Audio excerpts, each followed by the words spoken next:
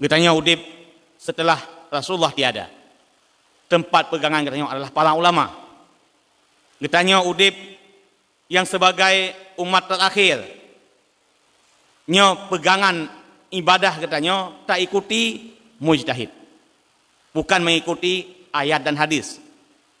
Ayat dan hadis, Al-Quran dan hadis itu pegangan para mujtahid.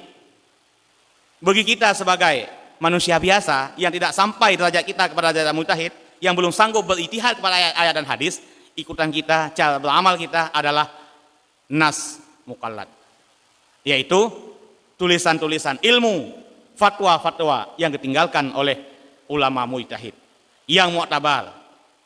Di dunianya cuma peut yang mu'tabar. Mujtahid banyak, tapi yang mu'tabar, yang meninggalkan tulisan atau kitabnya yang lengkap cuma 4. Abu Hanifah,